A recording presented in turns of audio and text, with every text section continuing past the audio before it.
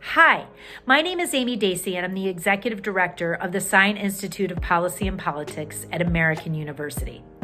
Each year, Sine conducts a poll of young Americans ages 18 to 34. This year, our research focused on the attributes young people value in their leaders, their levels of optimism about our country's political future, their involvement in causes they care about, and more. Our poll wouldn't have been possible without our advisory group of 10 AU graduate and undergraduate students from across the university.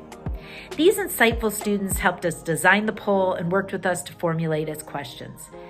We also asked the students to provide feedback on the results, which you'll see in this video. I want to once again thank each of our student advisors for their hard work and insight, as well as our partners and everyone who helped make this survey happen. My name is Julia Lewis. I'm a junior in the School of Public Affairs, and I'm studying political science and sustainability. Hi, my name is Rohan Singh. I'm a recent graduate of American University, class of 2024 from the School of International Service. My name is Matthew Wiggins. I'm a CLEG major in the School of Public Affairs. My name is Adozi Amuna. I am a recent graduate from American University, where I majored in political science. I'm Katie Milky, and I'm currently a junior at American University. So I'm getting a bachelor's in political science and then a master's in public policy. I think a lot of Gen Z is noticing some fractures that this country has that it has not tended to in a while and have only been deepening over the past decade or so. I think it's absolutely true that me and my peers feel very negatively about the political future of our country, about the level of polarization and hatred and kind of us versus them mentality. It's really hard to feel like we can move forward and compromise and collaborate. I mean, I've seen it with my high school friends that I keep up with because they know I'm here, so they complain a lot to me about how, like, what's going on, like, doesn't make sense to them because it doesn't seem to be working. I think the sense of apathy I've noticed in Gen Z about politics and the state of our, particularly our federal political system, has been pretty striking, especially since coming to college. Whatever it may be, something's happened in their life where they feel like politicians are not cutting it, and they've grown, I guess, to not believe that the American political system is working well enough for them. We are constantly facing a deluge of information about issues happening all over the world, decisions made by our elected leaders that affect us. We always have access to the news and the headlines, and so it's really easy to see things happening in the world and see things happening in our own communities and understand how it's affecting us. But there's also a lot of people my age who are actively volunteering, they're getting involved in organizations, they're joining youth advisory boards, they're being really intentional about like where they're interning, where they're going to school, and what businesses they're supporting. I think every person I know my age has that one issue or several issues that they're really passionate about. I think some of the most important traits in our leader are being able to admit when they're wrong. It is even more apparent if a leader doesn't know what they're doing when they aren't even able to admit that they don't know what they're doing. So I think in the poll, it found that my generation cares a lot about actual substance in campaigns, not just having fiery media spectacles and like, oh, like they got a main headliner event. Any leader, I'm always going to look for someone that I think would be accepting of my culture and my background and my experience. Acceptance is definitely quality number one. And I think the other one is intelligence, right? Whatever your constituency is, whatever your portfolio is, whatever you're working on, I want that person to be an expert at it. I want them to really understand what they're working on and have a clear vision for the future. So I think the ability to compromise is also being seen as more and more important. I think that's a really, really strong characteristic of our current political system, and I think it's a huge problem right now. I think it's extremely important that politicians can work with other party members and compromise, and this kind of touches on political polarization. At the end of the day, it only serves people's egos who are in that office, and it doesn't actually serve the people who are on the ground living their everyday lives. I think it's incredibly important, but I also think it's a concept that's constantly evolving, and has certainly evolved over the last 15, 20, 25 years. People that placed an emphasis on bipartisanship sort of saw working with the other party as a requirement for getting legislation passed. You don't really have those kind of people nowadays.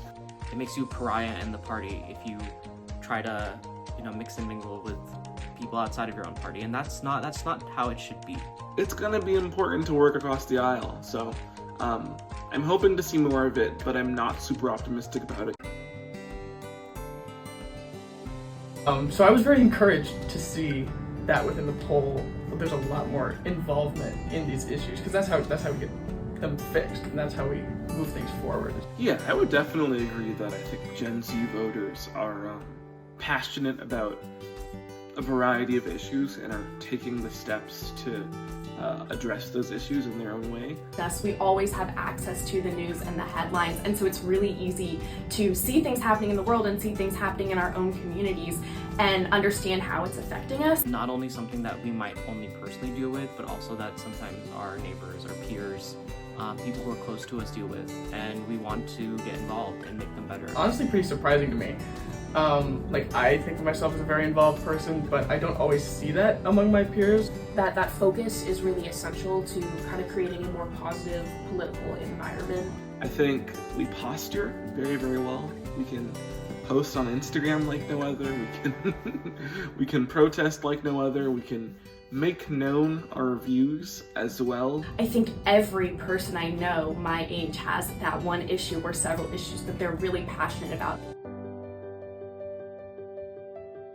Mental health is absolutely a major issue for Gen Z, I think, both in terms of an issue that we care about for advocacy and also something that many Gen Z people struggle with. I noticed this in the poll as well, just like mental health was a large aspect of how people felt that their everyday lives were impacted. I think there's a lot of, not necessarily like super life-crushing mental health situations, but situations that make life a little bit harder, or you have to adapt to those mental health situations. Yeah, I think this election in particular is very much being cast by both sides as a this is a turning point in American history, and if we don't win, the apocalypse is coming now.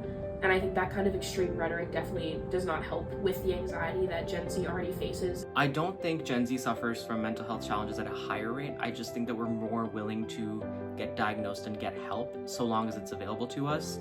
I think that's not something that older generations have really had available to them. Gen Z is just getting it diagnosed more often.